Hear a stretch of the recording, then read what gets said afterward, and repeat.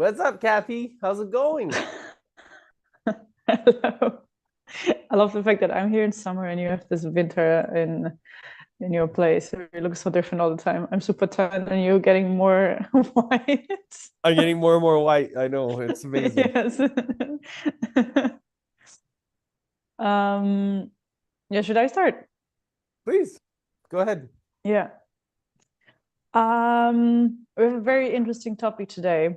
What are we going to discuss? And it's actually going to be a one topic we're going to handle as well on our retreat in Ibiza in July, our business conscious leadership retreat for leaders from all over the world, connecting together, building the future together, grow together, and learning from each other. And there's one important thing. What we're going to talk about today is why is true leadership important to keep your A players in your company. And as we all know, is if you want to build your company, you grow with your business, of course, you need to have a team who is supporting you. And the perfect idea would be to have A players in your team. And keeping those and motivating those and encouraging them, I think that's one of the hardest tasks as a leader. I It's not agree. I easy. think that this is actually like fostering top talent. I believe when there's energy that like wants to be created, it creates more energy, and that means communication is a key component.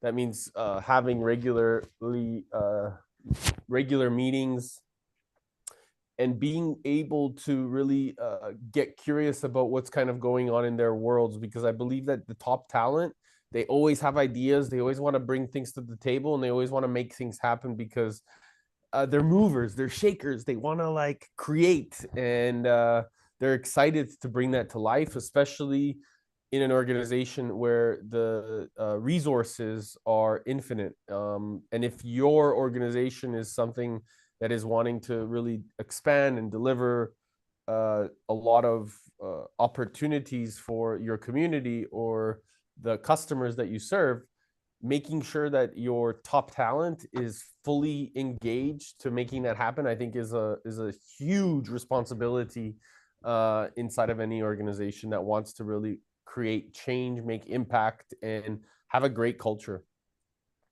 Yeah, definitely. What I experienced with a lot of corporate companies is that A players, they stick there probably for maybe 2, 3 years, and then they're actually looking for something different. So they're not challenged enough.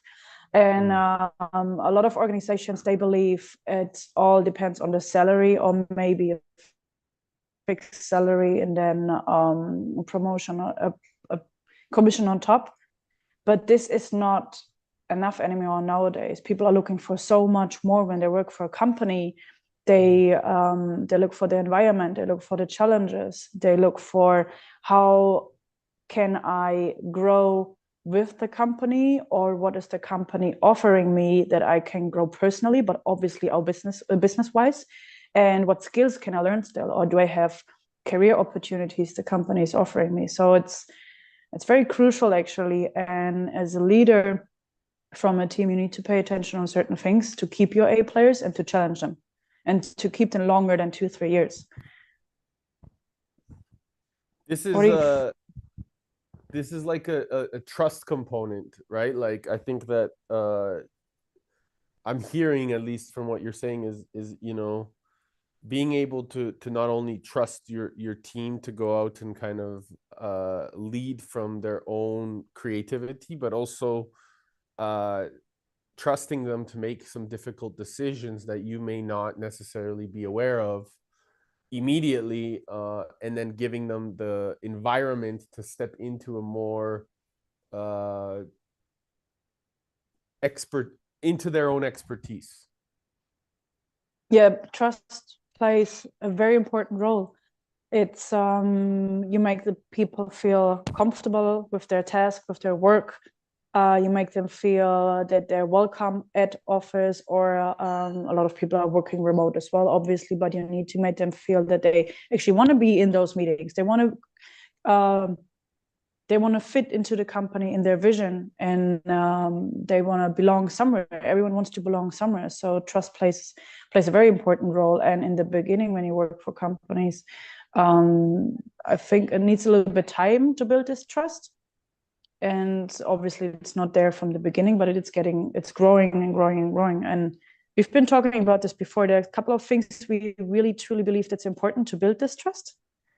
And we said there are 5 things we discovered everyone should pay attention on to build this trust with your A players, right? Yeah, so tell me, I'm curious to know, because like, why don't you think that trust can be created immediately, or do you think that that's just a construct of the business world? I think there are 2 types of people. One person, when you step into a new area, let's say it's personal wise or it's in a company, there are people, they give a lot of trust from the beginning to a stranger. They just trust anyone, and saying there's a pot of trust. So this person is giving the company or the team the full pot of trust in the beginning.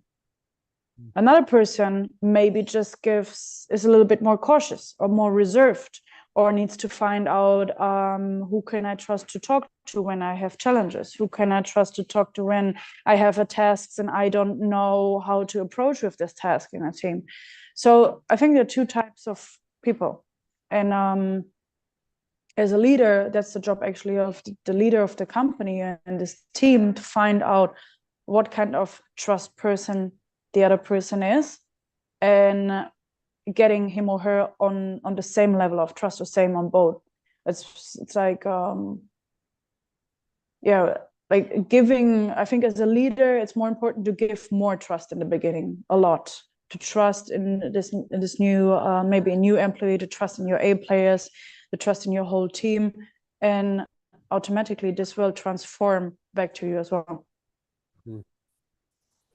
I love that. And it's I think that, going back to these 5 mistakes, what is it, something that you're seeing, especially from your experience, what are some of the first ones, or some of the distinctions that you've been able to notice that some leaders are creating when it comes to making mistakes in or maybe opportunities? They don't necessarily need to be mistakes, but they could be opportunities for learning, so that they can strengthen their resolve in their own leadership and trusting in themselves. One very important thing, I think that's actually one of the most important thing, an environment who's empowering you. So an organizational environment who is empowering you. And I discovered that when I worked with several corporate companies, and you have 500 people, 1,000 people working in the company, and this whole environment is not empowering you, you can feel this. You can feel this in the meeting. You can feel this with sales calls. You can feel this in calls with new clients. And if your A players, or even B or C players, whoever it is, and you feel this person is not empowered, this whole meeting has this kind of energy, which is maybe too strict, too hard, not flowy, not funny, not with humor, not personal. And that's very hard actually to close a deal, maybe. Yeah, to get more revenue, to be more profitable, to actually grow with your company. So, and I think it's one of the most challenges organization have, if they have people for 500 people, and to create this empowered culture, and to have everyone on a same page. That's the biggest challenge.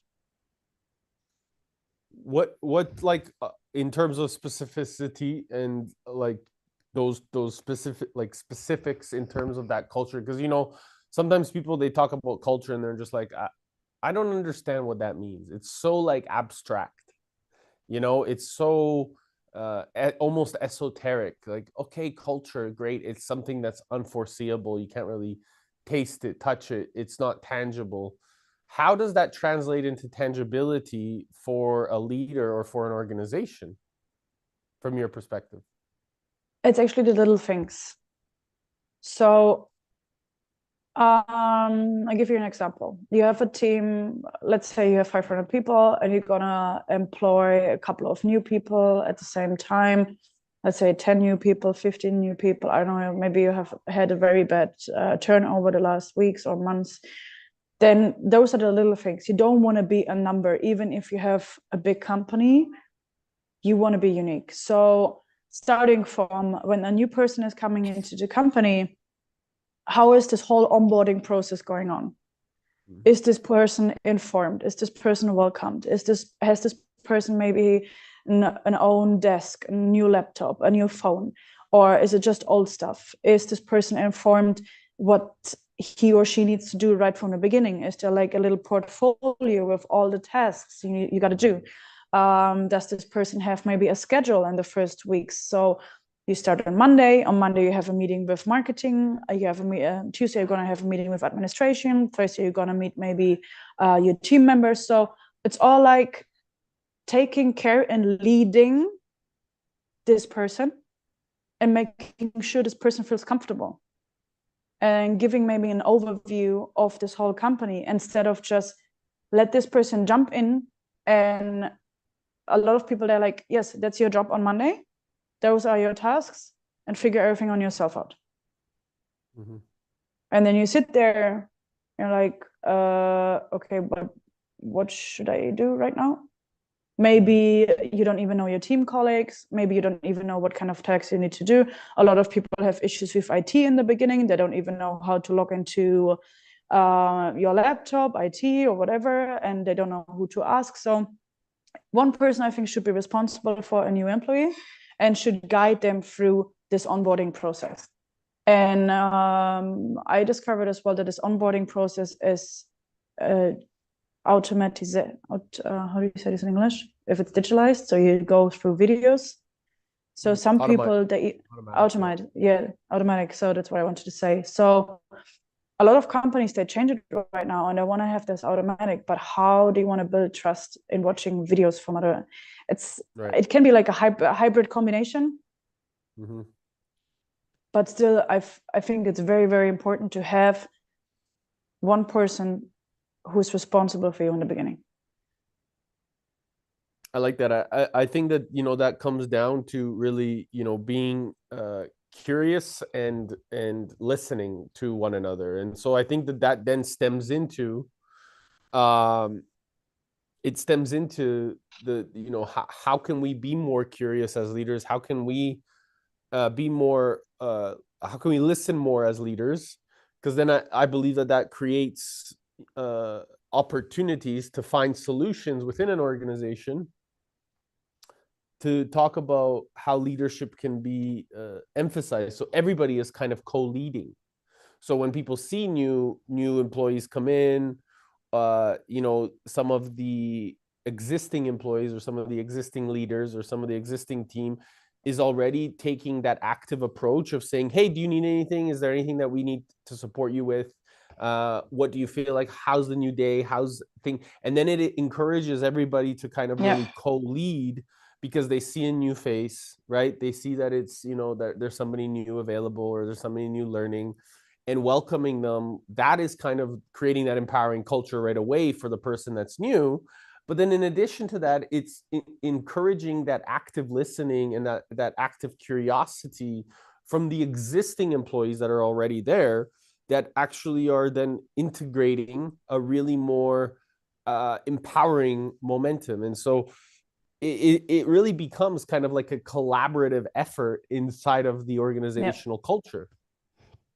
Yeah, definitely. And like you said, everybody is co-leading, and especially A players, they lead maybe the weaker players, or they try to transform their team, or let's say a couple of players who maybe not A players, that try to transform them as well, and they got to work in a team as well. So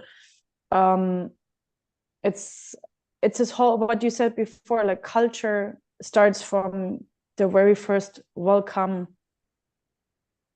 day, ends with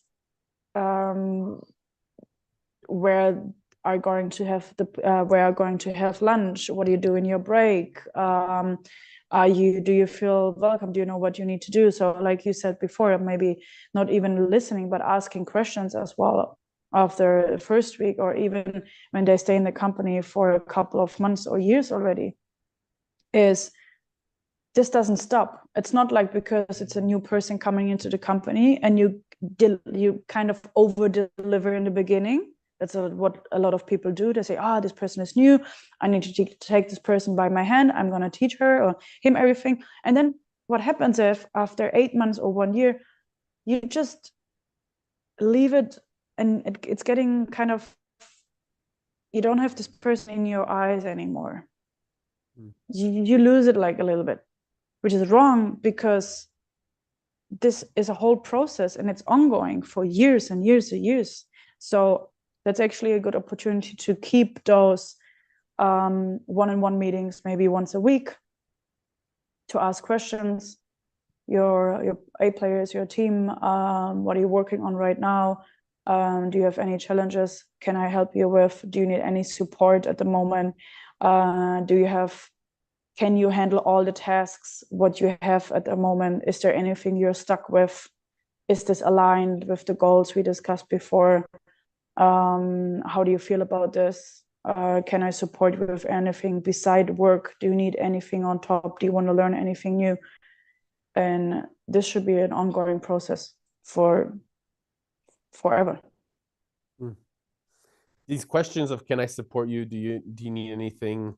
I love them because it presupposes that you're able to offer guidance. And instead of asking or telling somebody to do something, it encourages them to think of what they need to do. And then as a result of getting them to ask or asking them if they need support in any of what they're doing, it makes them think differently. It makes them think, okay, I got to get this done, and this done. Oh, maybe I need help here to get this, to finalize this kind of momentum or this task or this.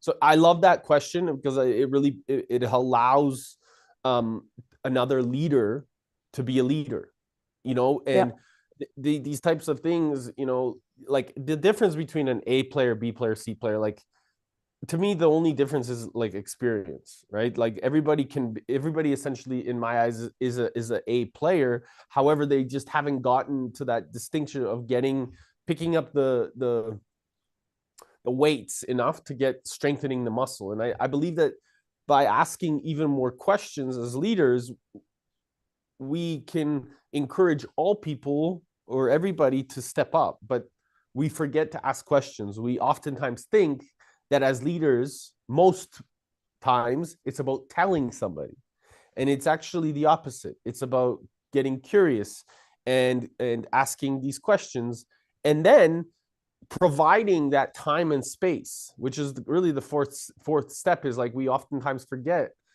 to integrate a time and space of accountability, of creativity, and then saying, okay, well, when do you think that this could be, like, when do you feel, instead of giving them a deadline, getting curious about when they feel so they hold themselves accountable.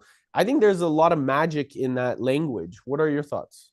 Yeah, 100%. Like you just said, asking them, when do you think this is going to be ready, or how is your timetable? When are you setting to plan this? Do you need more time for this? Is it still working for you? Is it too stressful for you?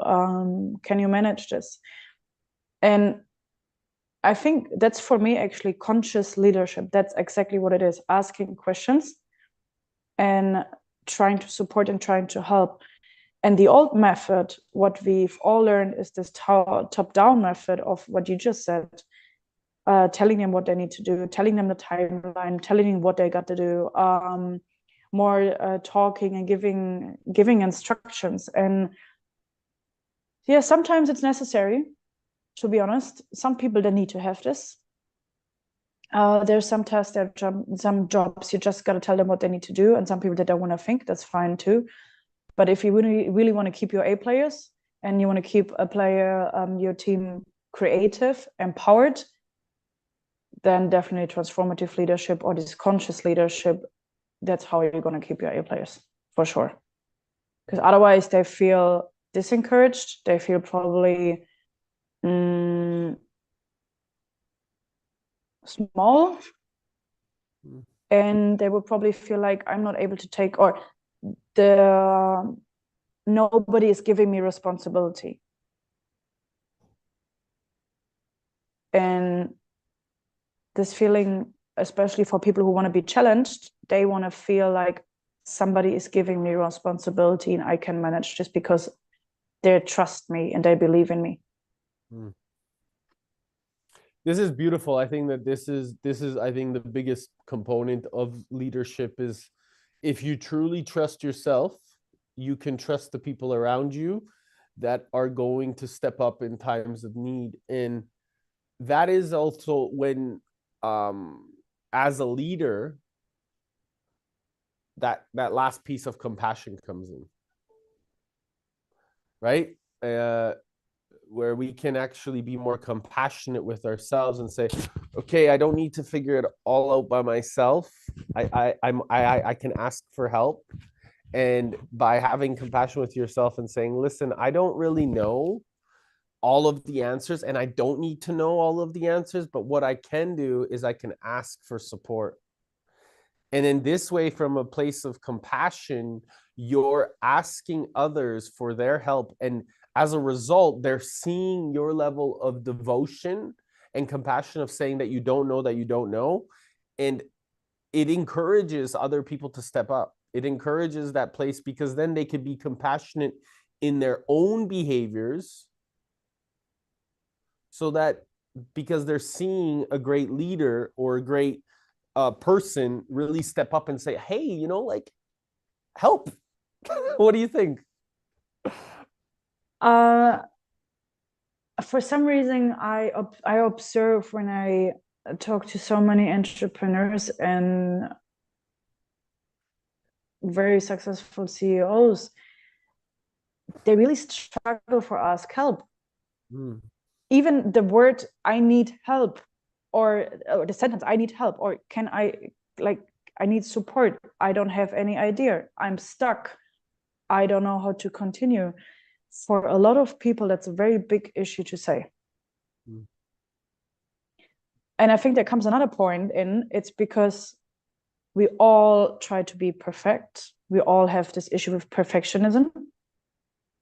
I think there are very rare people out there who are not struggling with perfectionism, which leads to the point that we have a lot of anxiety what people would think if I tell the truth that I'm struggling. Because a lot of people just pretend to be someone, pretend to have everything under control, especially as a leader. That's like the old way of thinking. You are a leader, so a leader needs to have everything under control. A leader doesn't have any problems. A leader needs to fix everything. Needs to be able to delegate tasks, needs to be able to lead a team, needs to be leading. Yeah. But isn't it leading maybe sometimes as well saying, I need support, or maybe I need to have an expert in my team because I don't know how to do this? You know, what just came to me is, I think we talked about this, is when Henry Ford was in a, and he said, oh, I have access to any of these people to answer any questions that I need. I don't need to know everything. And I think that's the essence of what even Andrew Carnegie calls the mastermind, right? How cooperation really gets to really create co-elevation. And this is a really powerful concept that I believe it's by doing the 5 steps of like really creating that empowering environment, by having curiosity, by listening to others, by providing the time and space, and then essentially creating compassion. This is the essence of a mastermind, of when you're able to watch a collective conversation happen around you. You can write down notes and listen to the whole question, the whole conversation. And at the end of it, you can start asking questions, because then you allow the flow to go through in the dynamic of a boardroom. And that boardroom starts to become where you're observing the experience. And that observation of experience starts to then manifest into, okay, where your creativity is coming from as a leader. But then you start to ask questions to all of these people around you. And now you get to be so succinct because you've listened without interrupting. And I think that there's so much brilliance in that. And from my studies and a lot of the great leaders that I've studied, it's been profound ways. These are men that have built, and women that have built empires because of this type of listening, because of this type of active leadership, and also ability to just sit and listen. So I think there's a lot of magic in that true creativity and honesty and integrity. And I believe that this is something that what we're bringing to Ibiza. And for anybody that's really wanting to get more curious about how to integrate these steps, it's gonna bring such of a unique philosophy to the way you can bring it back to your environment, to your business, to your organization, and the people that you really are serving alongside. Very well said. Very well said. I have one more point to add, which just came up to my mind. It's the way of asking questions will lead you much more faster to the solution than not asking question. And a lot of people, they don't think like that. They really truly believe, like you said, when you talk and explain, and you got to tell the people what they got to do. It's not finding out where maybe the challenge or the problem is in your organization. You're going to find out your challenges and the real problems, like behind the curtains, very deep ones, when you ask the right questions. And I think that's very, very important to keep in mind.